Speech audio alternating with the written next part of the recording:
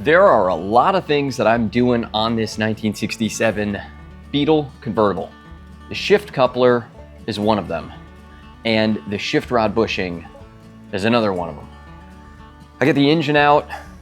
I've been redoing carburetor stuff. I've been rebuilding the distributor, been doing a bunch of different things. You're gonna come with me while I do the shift coupler and the shift rod bushing, all that fun stuff. We're gonna make it shift. We're gonna fix the shifting on this. If you've seen my sandrail video, you know that I like to fix shifting. It's just something I get asked to do a lot. So I've accepted it, I now embrace it, and I like it. So yeah. There's a cover plate that's up front here, in between the top and bottom tubes of the beam. That cover plate needs to come off because shift rod's coming all the way out. All the way out. So I'm gonna take that cover plate off first. We're gonna start there. Gotta start somewhere. Let's start there. There's a couple of 10 millimeters up here. And they are going to be removed. And then this cover plate will get removed. Is that light too bright? Let's go with that, maybe.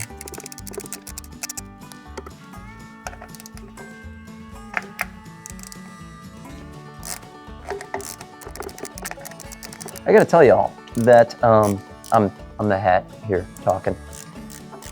That this thing is covered in mud. There's so much mud on the underside of this car. It's insane.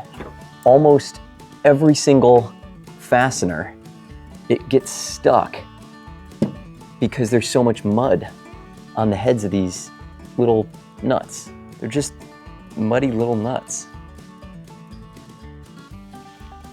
Just gonna pop this cover off. There's a seal behind it, rubber seal, and that was violent.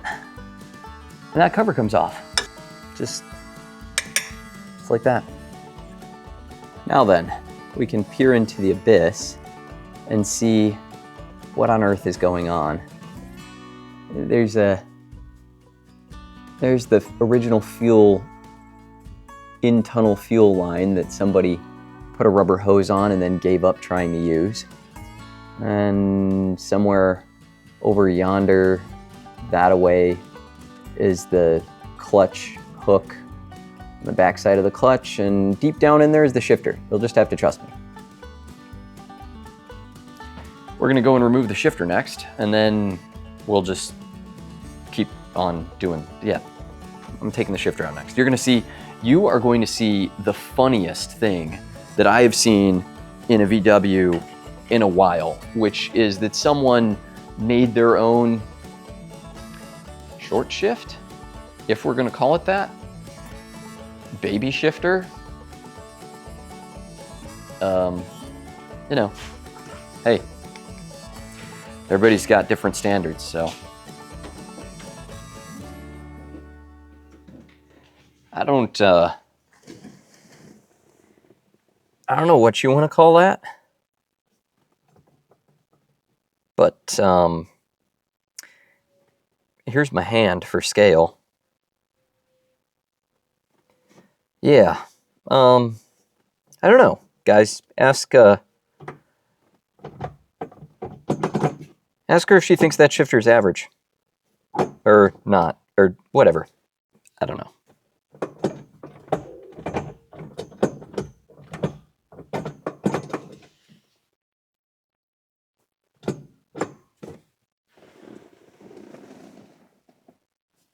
What were they doing? Why? I mean, I'm kind of a orangutan, so like, my arm can do that, but what in the hell? I don't know. Anyway, under here, not under there, we'll take this shift knob off. It's nice, there's a box there. Okay. Under here, there's two 13mm bolts.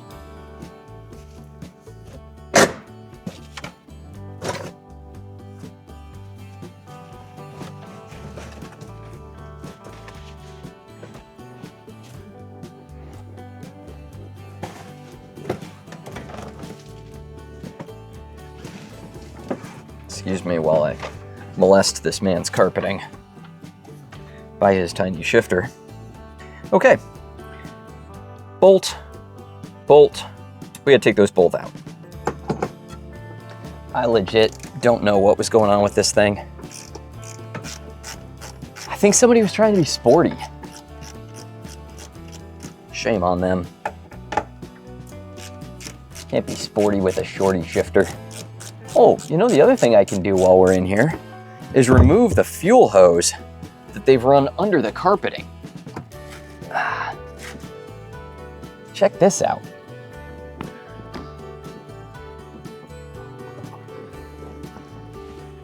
Look at that.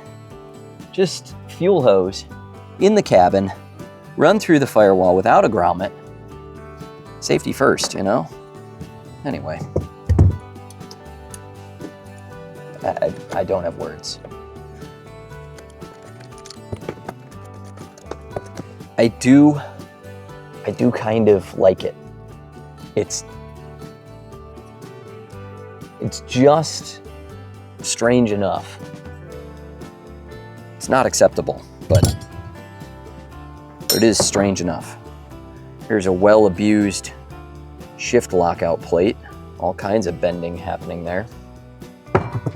All right, and then there's a shift rod here with a ball cup in it. And there's a bushing back there that's come free.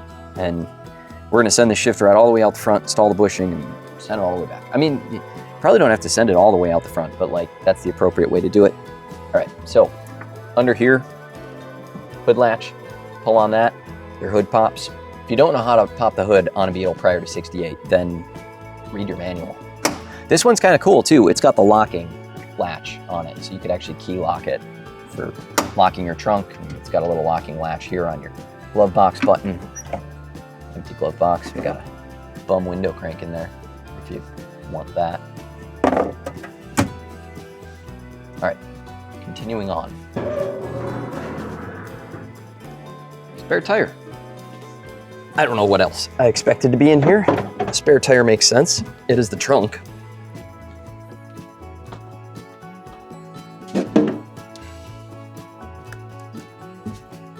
Oh, we'll be replacing this as well. The fuel overflow breather hose. It's kind of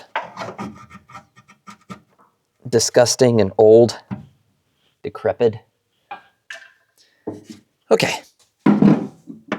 There's a cover plate down here that we will remove. Or will we? The screw is extremely painted over.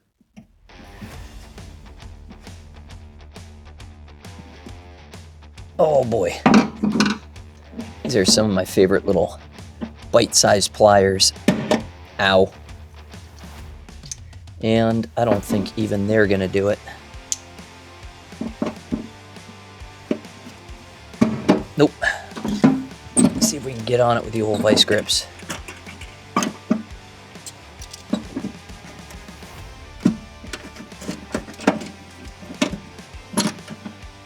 Nope. I didn't try very hard with the vice grips because I've got this little gizmo and it usually does a good job for me. So just gotta keep a crap ton of pressure on it. Let's see if I can. All right, everything hates me. Might be able to get at that screw from the backside actually and twist it because it is just a screw through sheet metal. So I'm gonna go up with it. I'm gonna see about getting it from the backside. So after trying everything from the front side to get this little bastard, wound up having to use my parrot jaw pliers and get it from the back side. And I was able to turn it a couple turns. I did ding the metal there a little bit, but that's acceptable. It's annoying. Now I can go and unthread it from the front. If I had really needed to, I could have bent this holding tab and just taken that plate and then seesawed it back and forth from the front, and that would have loosened that screw up, but you know, didn't want to bend that tab, so.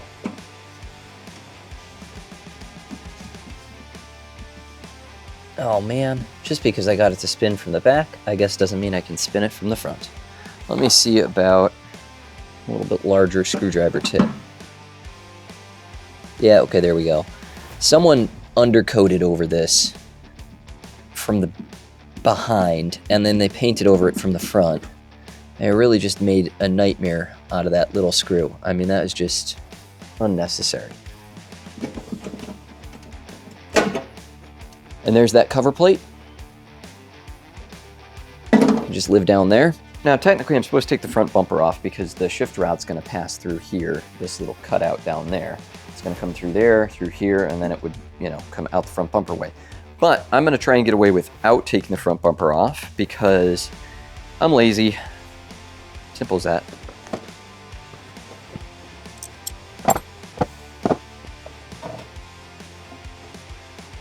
Part of the beauty of this being a convertible is that I can work in here and also have a perspective for you all. So that's nice. I don't know if I'm in camera though. Safety wire usually on this thing, okay? That little guy, it's a pinch screw for the shift coupler. I already had this cover plate off, the tunnel cover plate back here, and I've got the fastener just resting there, so it can be happy. This is the shift coupler, that's your shift rod, shift coupler, transmission, shift fork at the coming out of the transmission nose cone. So take that little guy out of there. Don't technically need to take that off all the way, generally speaking, but I did this time, so there you go. This is got to be loosened up. Hang on to that with these pliers on this side. Come on. Oh, that was annoyingly hard to do.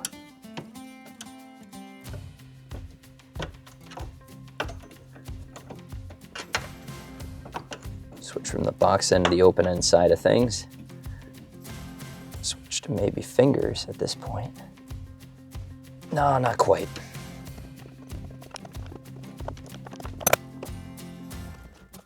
I'm actually kind of doing this the hard way. At this point, I should take it down off of the transmission. Like that. And then I can just undo it like this. What was I thinking? Man, it was a whole lot of work for not a whole lot of result there. Boom, got that piece out. Block, bushing, block, whatever. And then there's the merging piece and there's the cage. So you got these two blocks in this cage and it's all beat up. And what starts to happen over time is that these blocks start to move within the cage. And so instead of going left or right like that for your selection and forward, but these blocks start to wiggle in there. What old school mechanics used to do is they used to pinch these, try and tighten them up a little bit on the blocks, and that works for a minute, can firm up your shifting. But now we've got fancy couplers that are heavy duty pieces and polyurethane and nylon and all kinds of different things. And so anyway, now the shift rod, though, memory serves, and I don't just wind up losing my hand to the rat that lives in this tunnel. There's a bushing piece on it that I saw earlier. Oh, looks like it fell off. Yeah, here's a bushing piece. So saw this on there earlier, realized that had exploded, and there's probably more pieces of it down here. Yep, another piece of it. And I realized that we need to replace that in addition to getting rid of the shorty shifter and all this stuff. So, is there anything else down there? Nah, doesn't feel like it. So we're gonna go ahead and send this rod all the way to the front now. This shift rod that I got right here. Oh, and there's some of the bushing for it up front too. That is a split bushing. I suppose I don't need to send it all the way to the front. Here's the shift rod at the front of the car. And some of the old bushing from the front, just hanging out. And then there is this lovely, and it's usually pretty tight on here. Yep. There's this lovely spring-loaded clamping piece that holds the bushing to the shift rod and makes everything have a grand old time. And these are not always needed to be replaced. Like, you don't always need to get these things off of here. If you do need to get them off of the rod, I generally will use a pick like this, and you can expand it open and get it off the rod. But I'm actually not going to remove this from the rod. I just want to clean it up so that it doesn't have too much debris on it. And I'm going to reuse it because there's nothing failed about this clip. It is still a nice working operating clip. So we're going to take and reuse that spring clip on the new bushing, the new split bushing that I've installed. So I've pulled the rod all the way to the front like this. And like I said, you don't need to take your front bumper off unless you want to take the rod all the way out, which is not necessary for replacing this bushing. Once the rod's all the way up, then it's really easy to pop the split bushing into position. I've actually already installed the split bushing. Let me show you what that looks like. Back in the cabin. The split bushing is, it's going to be blinding for a second. The split bushing is right there. Let's see if I can get some decent light on it through this bolt hole. Maybe this bolt hole's better. There we go. The split bushing is right there. So it's already installed. Goes into that little collar inside the tunnel. I'm going to spread grease all around the inside of this split bushing. All around the inside of there. And then the shift rod, which right now the bottom is just hanging out down there, that shift rod is going to get pushed up into place, go through that split bushing. This front little edge of the split bushing, the little lip right here that I'm nudging back and forth with my finger, that's what that split clip goes on. That clip, spring clip, goes around there and holds the bushing then to the rod. Keeps the rod tracking through there, keeps the bushing from popping out of place, and all of that good stuff. So that's how that all functions. I'm going to grease this up. I'm going to wrestle with that spring clip and get it in position, and then I'll show you how it all turned out, and we'll get to replacing the coupler at the very back. And so I'm trying to get the light on it as best I can. That is the bushing all greased up, and it's sort of hard to tell, but it does have the spring clip around it. You can just see just off of my pinky there. Oh, didn't help. So there's the split bushing in place, all greased up, ready for the shift rod to be inserted and sent through. The spring clip is installed on it. That's how it sits. And there's the tip of the shift rod there. That's gonna be fed on through. So yeah.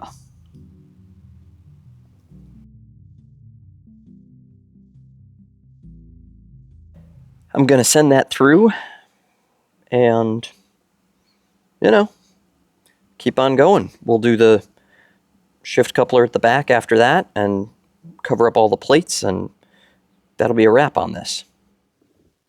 Hey, let's wrap this up. This is the one that I prefer. It's a heavy duty, it's got a nice polymer style blocks on both sides. It's got a Chicago style screw fastener all the way through the center. The only thing that I generally do is I add a wave washer under the other side. That little zinc guy, the triple plate zinc, is me. I add that in there so that when it's tightened up, it's got some insurance on rattling free. You always want to check this right here because it's fully powder coated. You want to check the ID of that against the shift fork, and that fits over nice and smooth, so we're in good shape there. And then you're ready to install this puppy up. So shift rod's been passed through here, so it's already in the tunnel. And let me just get my hand down in there. I haven't rotated the shift rod around yet. It might be helpful if I do that, actually. Let me do that first. I'll just give the shift rod a nice little rotate. Rotato potato. Wiggle, wiggle. There we go. So now the pass-through of the bolt is horizontal. So always have this pointed up, the indexing for the index screw, the threads for the index screw, have that pointed up. And always check that screw too to make sure that it threads, and it'll actually you know, set into place. Sometimes you got to run a thread chaser through these. It's a heavy powder coat on there, and they're not always perfect. So I've had batches of them that are actually kind of on the crap side, if I'm being honest. And nobody pays me to be dishonest, so that's why I'm my own boss. Oh, come on. Almost had that. This isn't something that's pretty to do. It's just a matter of passing that fastener through there. And then you can pull it all the way up, and you can start the fastener on this side. This one happens to be a 10, sometimes they're an 11. It really depends on the day that they're pulling screws out of the bin, or bolts I should say. But this happens to be a 10 on this side and a 12 on the other. So I've already got my 10 and 12 set up here, and I'm just gonna go ahead and crank it down. Get my wave washer to be flat, get it nice and tight on here. It is going to bottom out. You do want it to bottom out. You want it to go tight, finish tight, bottom out tight. If you take it just not bottomed out or anything like that, it'll just rattle free. So any further than that, we might be breaking something. Now then, we're gonna push our shift rod back a little bit, if I can. Oh, the nose of it is holding up on things. All right, fine. Angle it a little. Push it back. Pull it back over.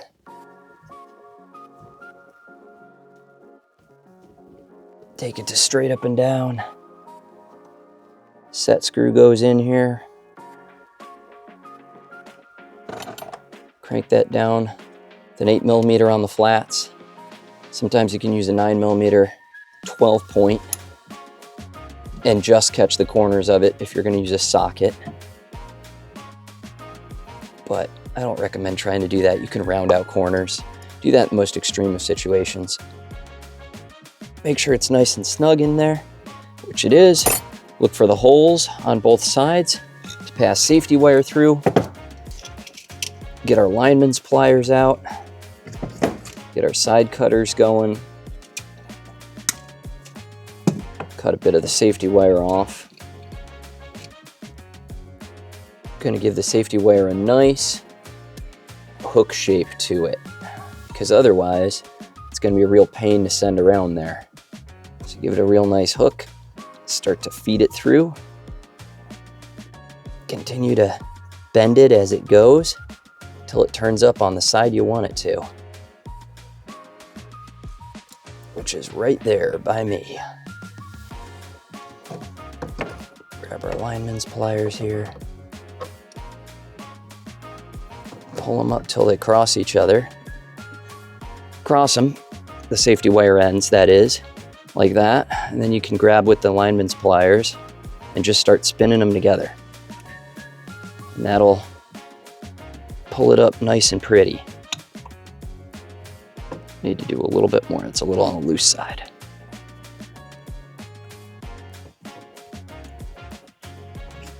And once you get it satisfactorily factory, then you can either clip the end off, or in my case, because there's not too much end there, I'm just gonna bend it down and out of the way. Make sure it won't hurt anybody.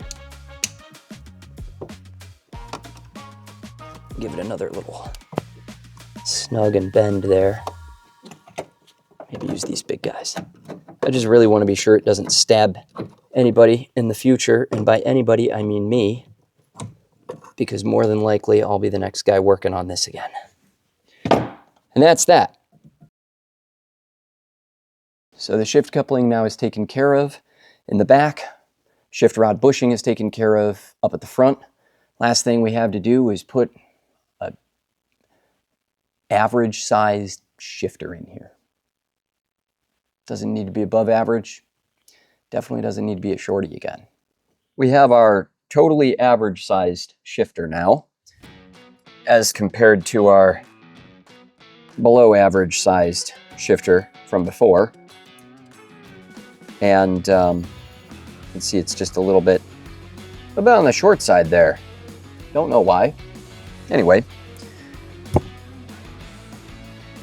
plate is brand new. I like these heavy duty plates because they're usually a little bit thicker guide rails and lockouts than the standard ones. So I always try and stick with the HD version. So that's in there. I've already greased up the shifter fully, but you're going to want to grease around the spring there. You're going to want to grease around the ball in the actual tunnel, in the pocket there, the pipe, if you will. Grease around that. Grease everywhere. Grease makes it nice. There's an indexing tooth that goes forward on here. I'm going to just work that past this plate for a quick second. If it'll stay, it won't stay. That's fine. It's past it anyway. Drop that down in there. Gonna find where it's at. And now you gotta press down against that spring, the reverse spring, because otherwise everything will come shooting up. And it's simple enough to start your bolts just by maneuvering the shifter itself around. And sometimes there'll be a shadow of where the shifter once was that you can go off of. Sometimes you want to take a little screwdriver and push that lockout plate side to side in there. You can also push it fore and aft. There's not a ton of room for it to play, but there's a little bit. I can loosen this one up so I can push it back a little bit. There's a lot of different schools of thought on aligning this. VW says in the manual to do it in second gear, and that works pretty well because that's going to keep you from having, problems with reverse.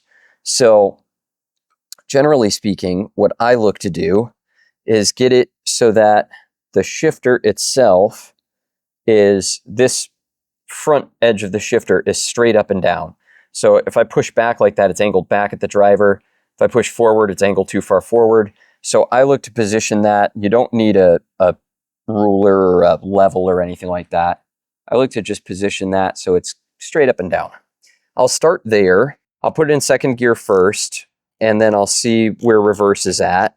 See where first is. First should be just straight ahead of the shifter. Second should be straight back. The reverse, of course, is a push down, over, and towards you. I really don't know where they got this comically short shifter, but it's somewhat funny. Just gonna take it snug. Snug as a shifter in a bug.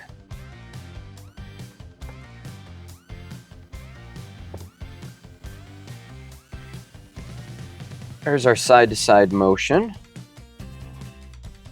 Let's see about first. First is straightforward. Second, straight back. Now, is it possible to grab reverse? No, just second. Reverse might have been there a little bit. Shifts.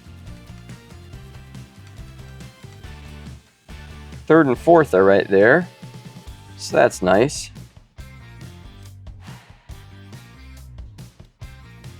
Okay, yeah, there's reverse. I could hear the reverse light switch pop on. So we're in good shape. What more could you ask for? Maybe a shift knob that read correctly when pointed up. There we go.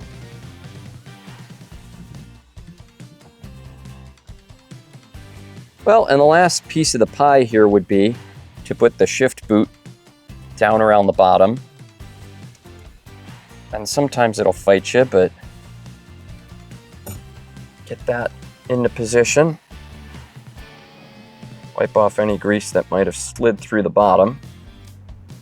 Wipe the grease off the shaft. A little more snuggage, just because we are in fact there, that's good. And then I can take all this out of here. I've got a little towel set up down here to keep grease off of things, and I I can take all that out of there and put the carpeting back in, but I've got to remove this fuel hose still. It's hanging out over here. Should not be hanging out over there. That's danger zone, fire hazard stuff.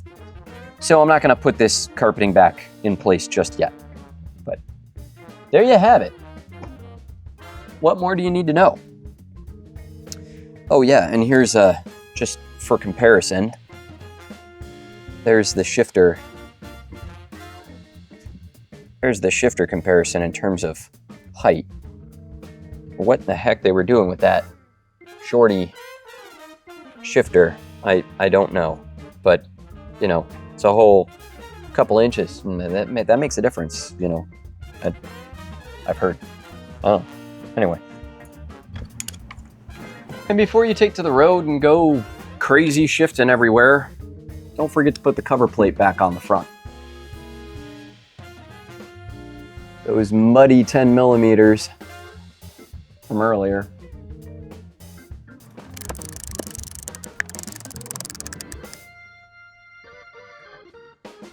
That's all that's needed there. So that's it. It's that simple. Shift rod, front bushing, rear coupler replaced. Not that big a deal, honestly. A couple of cover patches to pull off, rod forward. You saw how it's done. Remember to grease and lubricate everything. It makes a world of a difference when shifting. It keeps wear off of all the components and parts and everything. Yeah, grease everything up. Make sure it's all happy. That's the way to be. Greased and happy. You heard it here first. Or maybe third, I don't know. But you heard it here. I'm gonna put that engine back in this thing and just keep on trucking with it. It's gonna turn out all right. Pull that fuel hose out and just keep repairing things. This ratchet seems to do the flippy thing towards the handle really well. I hit myself in the face doing it, but look at that. It flips perfectly. It's great. You gotta remember that. A little flip overhead ratchet does the ratchet toss. Happy about that. These are the discoveries that make my day. All right, thanks for watching. Like, subscribe, comment, do the stuff that you know how to do. Support Be Aircooled. Come on, if we're not having fun in this world, then what are we doing? So have fun. Go drive your car. Go wrench on your car. Go replace your shift rod bushings. And coupler and all that. I say bushings because I do so many buses and they've got more than one, but it's really just a shift rod bushing here. And then the coupler. It's not a bushing, it's a coupler. So do all that stuff. And then shift. Drive your car.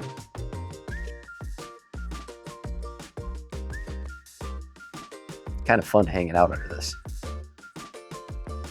All right, I really should go deal with that. Make it go vroom vroom. Thanks for watching.